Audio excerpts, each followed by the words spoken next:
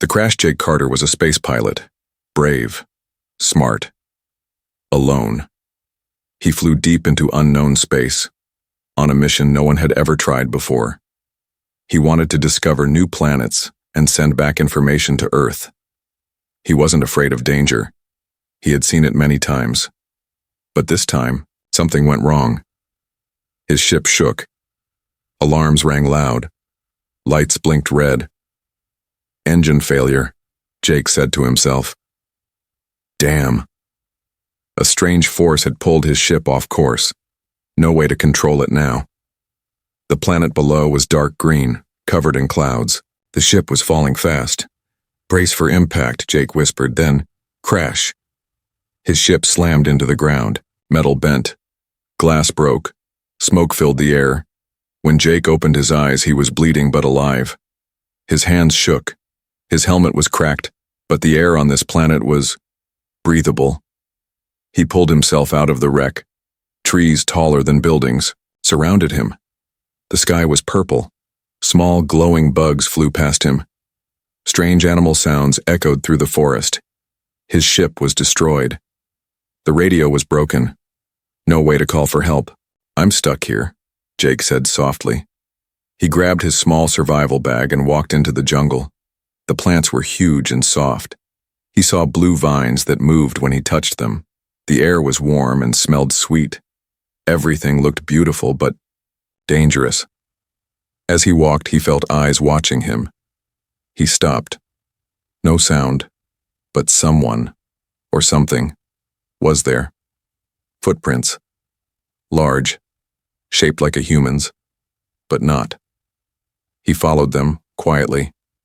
His boots made soft sounds on the grass. Then he saw a shadow moved between trees, tall, fast. Hello? Jake called out. I'm not here to hurt anyone. Silence. Suddenly he heard soft voices, whispering, laughing, more than one. He turned, but saw nothing. Then, out of nowhere, a tall figure stepped into the light, a woman. Alien, but beautiful. Silver skin, long black hair, strong eyes that studied him like he was something rare. She wore armor made of crystal and leather. A glowing blade rested on her hip. She looked shocked. You, she said slowly. You are a man? Jake didn't answer at first. He was too surprised. This was a planet of intelligent beings. And they spoke his language? Yeah, he said, raising his hands. I'm Jake. I crashed here. I'm human. The alien woman looked behind her. More came forward. 5, maybe 6. All women. Different faces, different shapes, but all warriors. They surrounded him slowly. We have not seen a man in many years, the leader said. Not since the last war. Jake's heart pounded. The last war? With humans? She shook her head. No, with our own kind. After that, no men were left. He looked around. They didn't seem ready to attack, but he didn't feel safe either. What do you want from me? He asked. The Queen must see you, the leader replied. Queen? Yes, she will decide what happens now. They didn't touch him, but they led him through the forest. He followed, confused and alert. After walking a long time, they reached a huge gate made of vines and shining metal. Behind it, a city stood, not like anything on Earth. Houses built high in the trees, bridges made of light, glowing flowers everywhere. Women walked, worked, trained. Some looked at Jake with wide eyes. Others frowned. Who is he? One asked. A man. Another whispered. A real one. Jake was taken to a tall building in the center. Inside it was warm, golden, filled with light. He was told to wait. Guards stood near him, silent. His mind raced. What is this place? Why are there only women? What do they want from me? Suddenly, heavy doors opened. The Queen entered. She was tall, calm, and powerful. Her voice was soft but strong. You come from the stars, she said, but you bring old memories with you. I don't want trouble, Jake said. I just want to survive. Perhaps, the Queen said, but some of my people think you are the answer to our future. Others think you are the start of new war." Jake stayed, quiet. Then she leaned closer and said, "One thing is certain. Your presence here will change everything." The Queen turned to her guards. "Prepare the council. The last man has returned." Jake's eyes widened. "Wait, what do you mean, last man?" But the Queen didn't answer. The doors closed behind her, and Jake was left alone, in a city of alien women, with no way home. The meeting, Jake sat on a smooth stone bench inside a large room. The walls glowed with soft blue light. Everything felt clean, quiet, and a little too perfect. He had slept for a few hours under guard, but his mind wouldn't rest. 1,000 questions filled his head. Who were these women? What happened to their men? What do they want from me? He heard footsteps. A guard entered. "The Queen will see you now," she said. Jake followed her through a high hallway where alien symbols floated in the air like holograms. Other alien women stared at him from corners, whispering, some curious, some nervous. One even looked afraid. He entered the Queen's chamber. Tall pillars of crystal lined the walls. Glowing flowers floated in small pools of golden water. And there she sat, the Queen, on a throne of light. She studied Jake like a scientist studying a dangerous animal. "You slept well?" she asked. "I've had better nights," Jake said, staying calm. "Your name is Jake Carter. Human. Male. From planet Earth, correct? How do you know that? Your ship's logs, we accessed them. Your language, your maps, even your memories." She smiled slightly. "Your world is fascinating." Jake narrowed his eyes. "Why am I here?" The Queen stood. Her voice grew colder. "Our planet is called Ilsera. Once, it was home to both men and women. But a long time ago, our world was poisoned by war. The men turned against us. They wanted power control. They used machines, weapons, even biology to try and rule everything." Jake listened closely. "We fought back," the Queen continued, "and we won, but at a price. Almost all men were lost. Some died in war, others vanished, and some were erased by our own hands." Jake stepped back slightly. "So you wiped out your own men?" The Queen nodded slowly. "We had no choice." Silence filled the room. Heavy, cold silence. Then she said, "You are the first male our people have seen in over 200 years. And what now?" Jake asked. "What do you want from me?" A second voice answered. It came from behind a column. "We want to know what kind of man you are." A new woman stepped out, taller than the rest, wearing darker armor. Her face had a long scar across her left cheek. She did not bow to the Queen. "This is General Velix," the Queen said. "She leads our defense force." Velix looked at Jake with sharp eyes. "I don't trust you." "Good," Jake replied. "I don't trust you either." Velix smiled coldly. "Then we understand each other." The Queen raised a hand. "Enough. Jake will stay in the city for now. He will not be harmed, unless he gives us reason." "And what if the people panic?" Velix asked. "You know what the old stories say. Let them see him. Let them judge with their own eyes." The Queen turned to Jake again. "You are not a prisoner, but you are not free either." Guards led Jake to a high tower. It had food, a soft bed, and clear glass windows that showed the glowing alien city. He saw bridges of energy connecting tree towers. Floating machines carried goods. Alien women trained, with weapons in the open yards. Everything worked perfectly, but something felt off. No laughter. No music. No children. Hours passed. Then a knock. A young alien woman entered. She had green markings on her skin and golden eyes. "I'm Alira," she said. "I'm here to be your guide." "Guide?" Jake asked. "To where?" "To everything."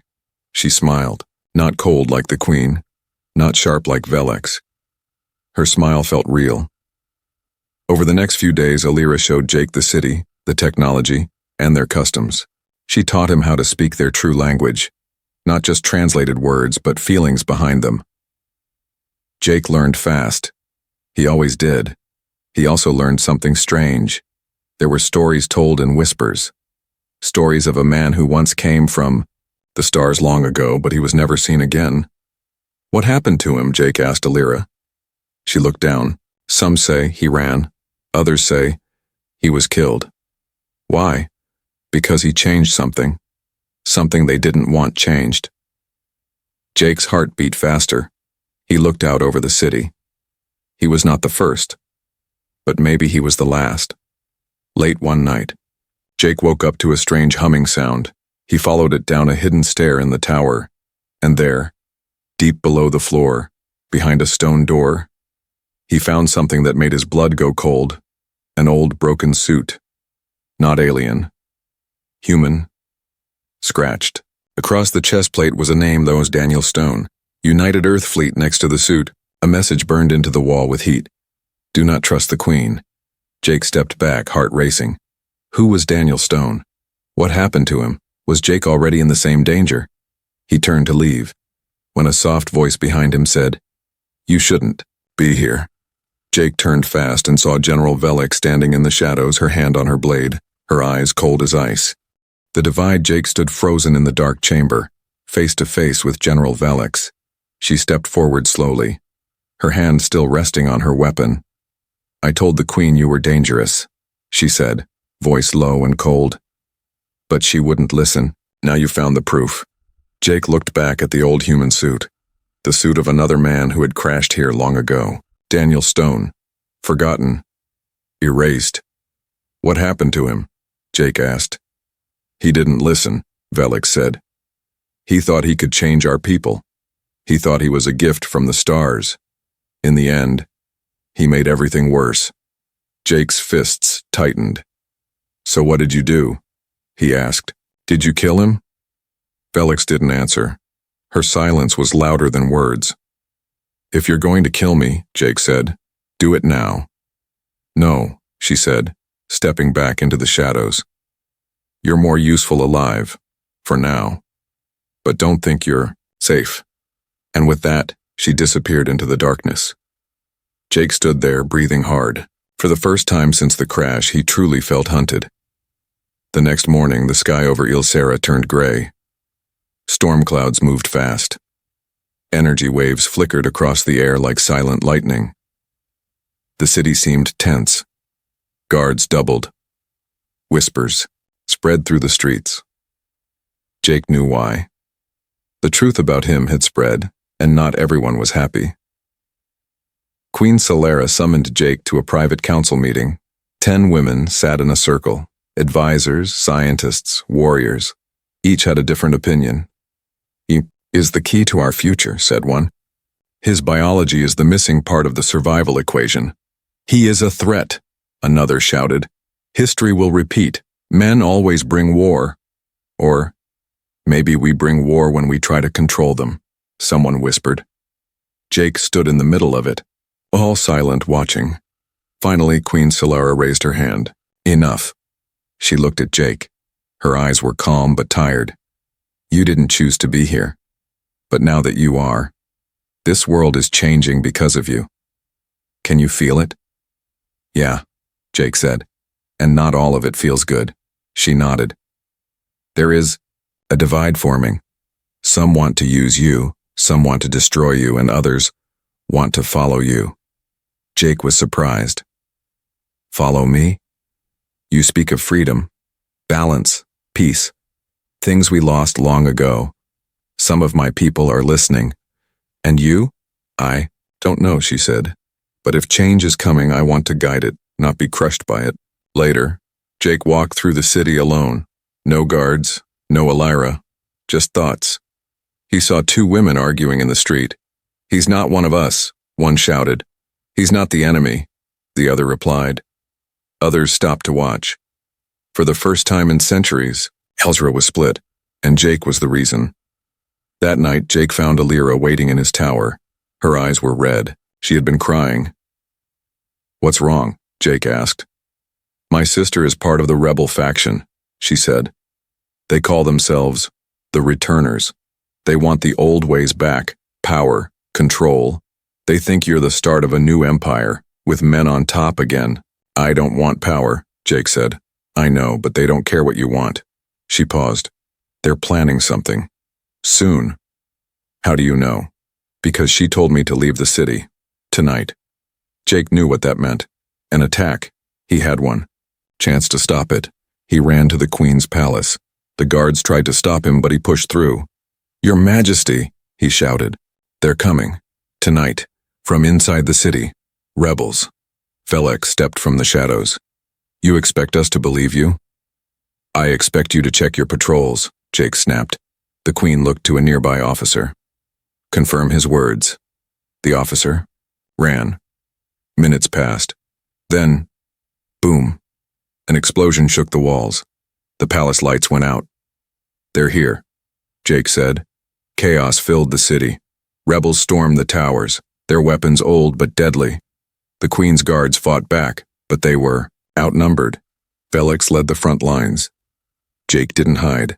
He grabbed a weapon from a fallen guard, some kind of pulse rifle, and ran into the fight. He wasn't a soldier anymore, but he remembered how to fight. He protected civilians, helped wounded guards, covered retreats, and the people saw him, not as a threat, but as a warrior, as one of them. By sunrise, the fighting ended. The rebels failed to take control. Many were captured. Some fled into the wild lands. The city was scarred, but still standing. And Jake? Jake stood beside the Queen as she spoke to her people. This man saved our lives, she said. He is not our enemy. He is our future, or at least a part of it. Some cheered. Others stayed silent. The divide was still there, but for now, the city had chosen peace. That night, Jake sat with Alira under the stars. You should leave this planet, she said. You don't belong here. Maybe not, Jake said, but I'm not going anywhere yet. She looked at him. Why? Because if I leave now, all this breaks again. He looked up at the stars, thinking of Earth. Home felt farther than ever. And somewhere in the dark, beyond the trees, in the shadows of Ilsera, the real war was just beginning. The secret, the fires were gone, but the fear remained. Ilsera was quiet. Too quiet. After the battle, the city looked calm, but something had changed. People whispered more, watched more, questioned everything. And Jake? Jake felt it in his bones. Something was still hidden. Something worse than rebels. The Queen called it a victory, but Jake wasn't so sure. We stopped the returners, she said, but we did not end the danger. Some truths sleep beneath this city, and when they wake, we must be ready. Jake stared at her. What kind of truths? She didn't answer. Instead, she handed him a small, black device. Smooth, metallic. It looked like a key. You've earned more than trust, she said. You've earned answers. Go to the archives. What am I supposed to find there? What we buried and what we regret. The archives were beneath the city, built inside a mountain of silver stone, protected by ancient codes and machines. No one had entered in decades, not even the Queen herself. Jake walked through the long corridors, the lights flickering on as he passed.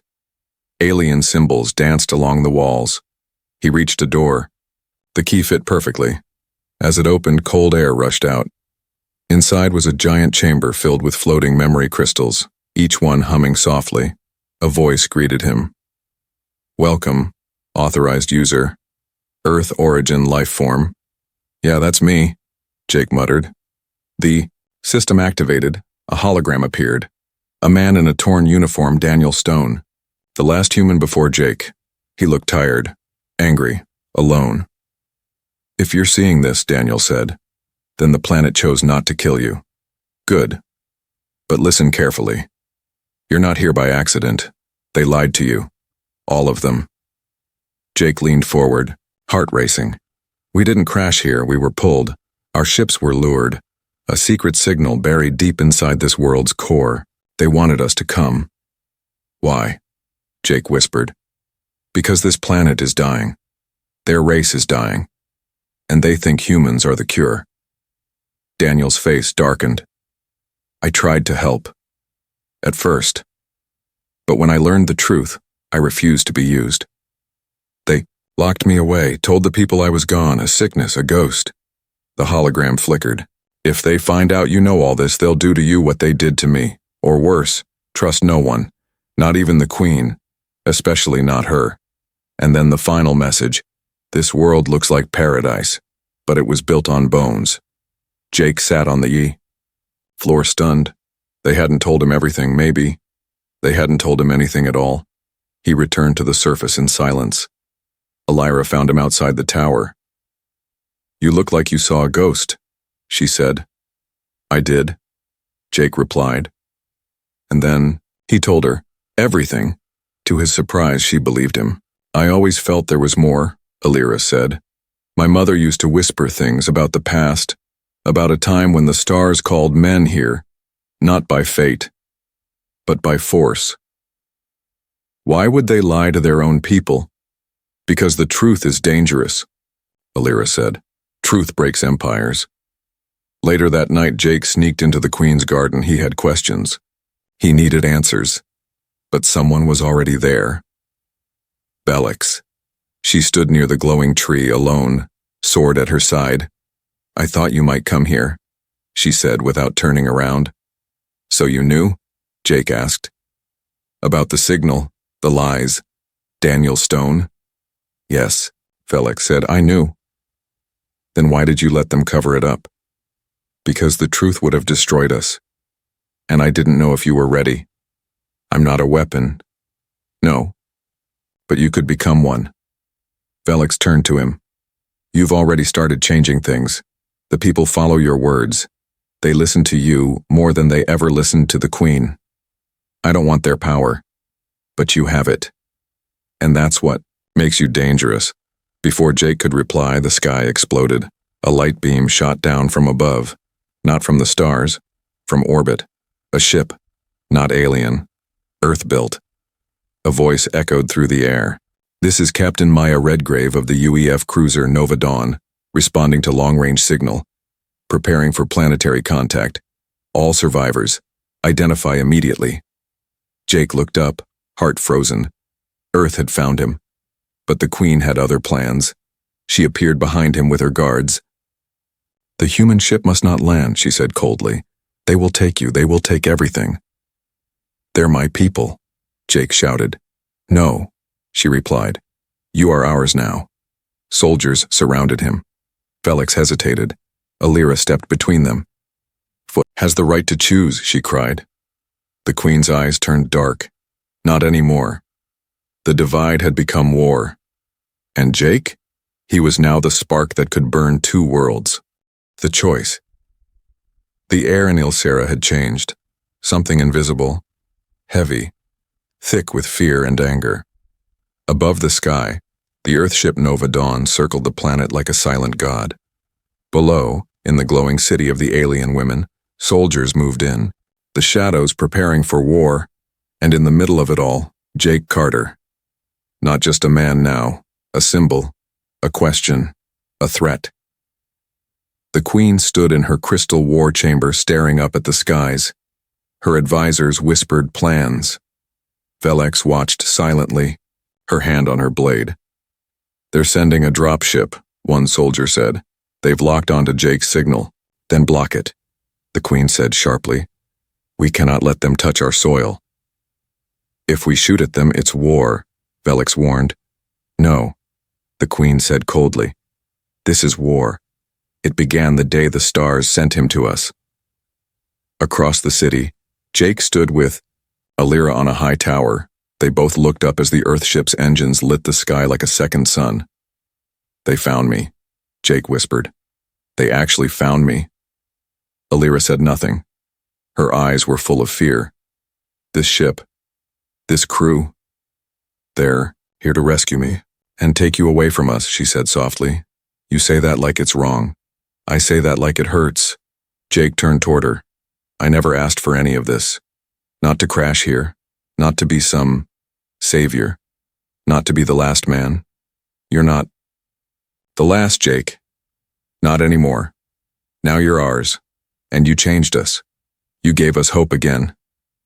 Jake looked down. His hands shook. He remembered Daniel Stone's final words. Don't trust the Queen. This world looks like paradise, but it was built on bones. But he also remembered the people he saved, the children he'd taught, the peace he had helped protect. Now everything was breaking again, and the universe was asking him the cruelest question: stay or leave. A deep alarm rang through the city. The dropship was coming. Jake ran to the edge of the city. He had to see it for himself. The Queen's guards were already lining up, weapons aimed at the sky. Velix blocked his path. Don't take one more step, she warned. I have to talk to them, Jake said. They'll ruin everything we built. They're not invaders, they're me, they're my people. And what are we, Jake? You're the ones who lied to me, you used me. You wanted to control me. Not me, Velix said. I wanted to protect us from both sides. Then help me now, Jake said. Help me stop this. Velix looked at him, eyes narrowing. Then she stepped aside. One chance. If you lie to them or lead them here, we end this. The dropship came down like a silver hawk, landing in the open field beyond the city walls. Jake walked alone, hands raised. The ramp opened with a hiss. A woman in dark blue armor stepped out. Strong, confident, her eyes sharp, but kind. Jake Carter? Yes. I'm Captain Maya Redgrave. We picked up your beacon. We've been searching for years. You found me, Jake said. But there's more here than you know. He explained everything. The alien city. The war. The Queen. The lies. The truth. Maya listened, silent, focused. So what do you want, Jake? She asked. We can leave now. We can be out of this system by morning. And what happens here after I leave? That's not our problem. But it is mine. The Queen watched from a distance. Soldiers stood ready. One signal from her, and the dropship would be gone, in fire. Velix stepped beside her. He's not a soldier anymore, Velix said. He's something else. He is still a risk, the Queen replied.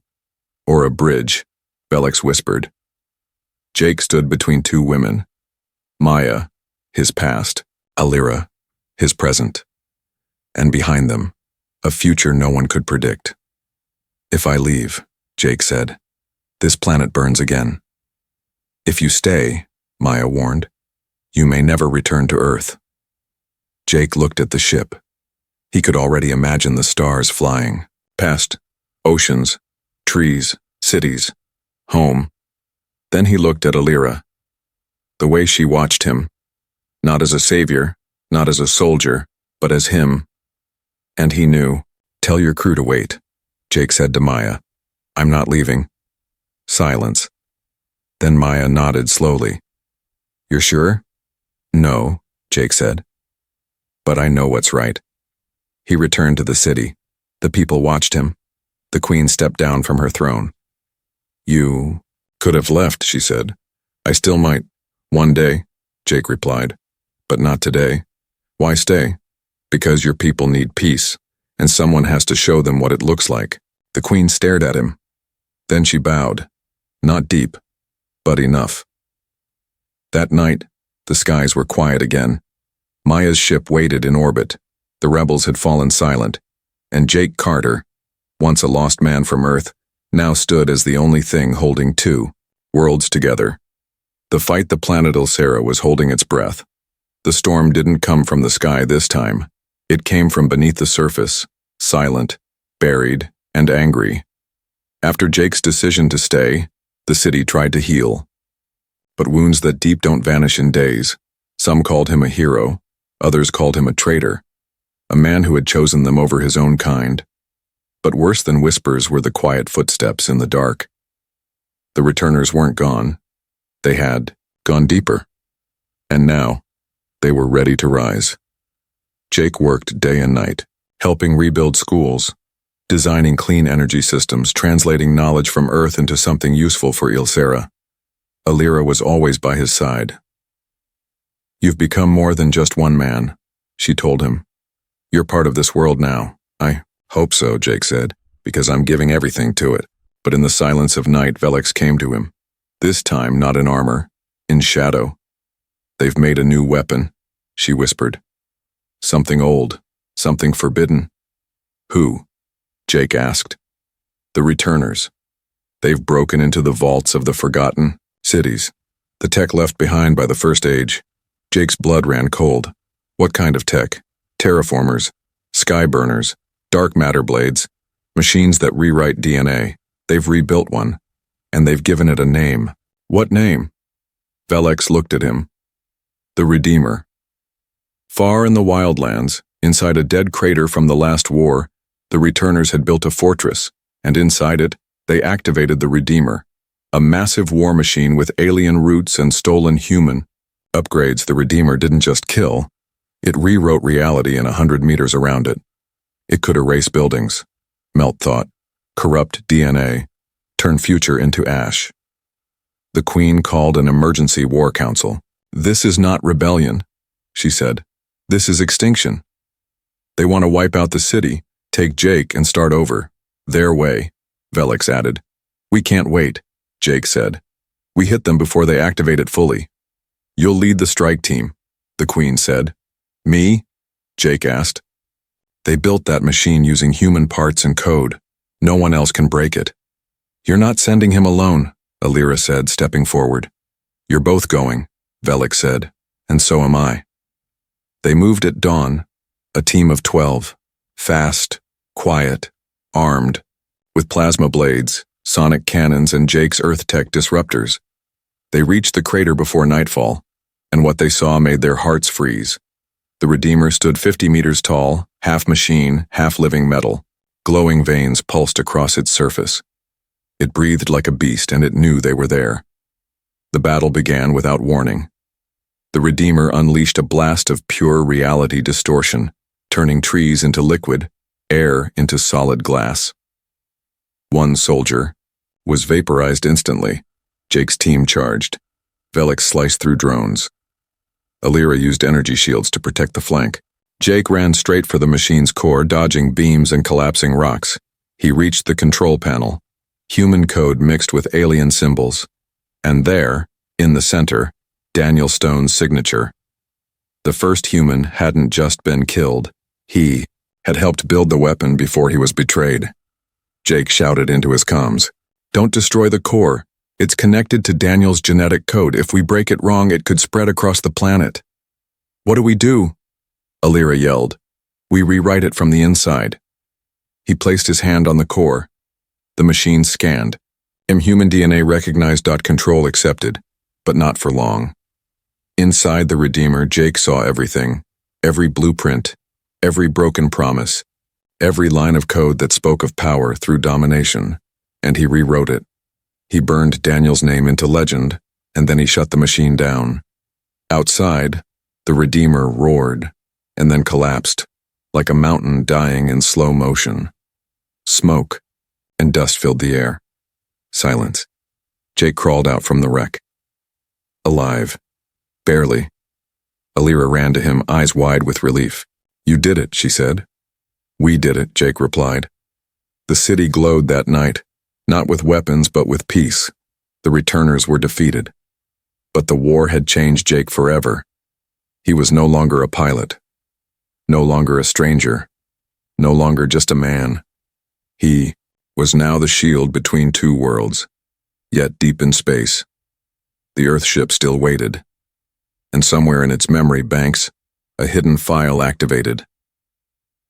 Project. Homeborn. Status. Active. Mission. Retrieve subject. Secure genetic legacy. Someone on your Earth wasn't done with Jake yet. The future Jake Carter stood at the edge of a broken world, and the beginning of a new one. The battle was over. The Redeemer destroyed. The rebels defeated. The alien city of Ylsera, though scarred, still stood tall. But the skies above were no longer silent. The Earthship Nova Dawn had remained in orbit, watching, recording, and now preparing to act. Because Earth had never just come for rescue, they came for control. 3 days after the battle, Captain Maya Redgrave requested a private meeting with Jake. The Queen allowed it, barely. The two met on neutral ground, deep in the Crystal Gardens. Maya wore no armor, but her words were sharp as steel. We've analyzed your neural scans, your DNA logs, your environmental exposure. Do you understand what you've become, Jake? I understand more than I want to, he replied. You've been changed, merged with Ilseran energy. Your blood isn't purely human anymore. Your brain patterns have adapted. Your genome now holds data that could change Earth's future. So what, you want to take me apart and study me? No, she said, we want to use you. Jake turned away. His reflection shimmered in a nearby pond. He didn't recognize the man in the water anymore. He wasn't just human. He was a bridge. Maya's voice lowered. Earth is failing, Jake. Resources are dying. People are desperate, but if we bring home what's in your body, what's in your mind, we might save billions. Humanity doesn't need a hero. It needs a cure. And if I refuse, then we take it anyway. Jake left the meeting in silence. But in his mind, he was screaming. They wanted to cut him apart to save their own. And Ilsera? It wanted to keep him forever as a symbol of balance and peace. Both sides didn't see him. They only saw what he could do for them. Elira found him in the old tower, the place where it all began. You're quiet, she said. I'm tired of being a weapon, he whispered. Tired of being chosen, of being the future. She sat beside him. You always had a choice, Jake. But sometimes, the hardest choice is choosing yourself. And what if choosing myself hurts both worlds? Then you choose what makes you human. That night, the Queen gathered her people in the Great Plaza. Maya broadcasted a message from orbit, and Jake stepped forward between both to speak. His voice was calm, but every word felt like thunder. I am human. I was born on Earth, and I bleed like you. But I also stood on this planet and saw life, new life, born in the middle of war. I saw warriors become mothers, rebels become builders, and strangers become family. Earth wants to take me back. This world wants to keep me here. But what I want, what I choose, is something different. He paused, and then he said the words that would change history. I choose both. Silence, then chaos. What does that mean? Maya asked through the comms. It's here.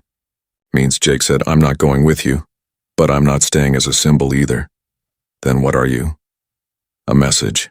Using the Queen's archives and Earth's comm systems, Jake broadcasted a transmission into space. To Earth. To every human colony listening. A simple offer. There is a world here.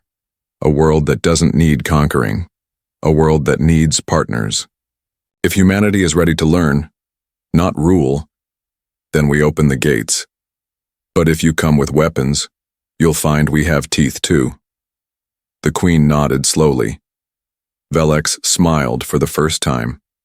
Maya, on the Nova Dawn, closed her eyes and turned her ship away.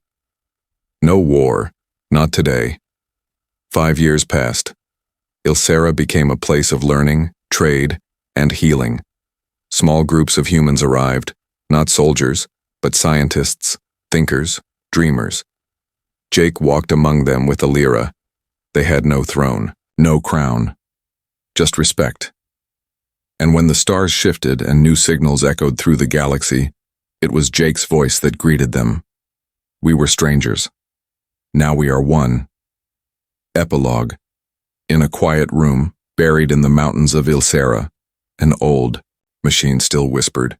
It was part of the Redeemer, salvaged, quiet, but alive. Its last message still burned in its core. Project, Homeborn, failed. But beside it, a new line appeared. Project, Hopeborn, activated, and far above, in deep space, someone was listening.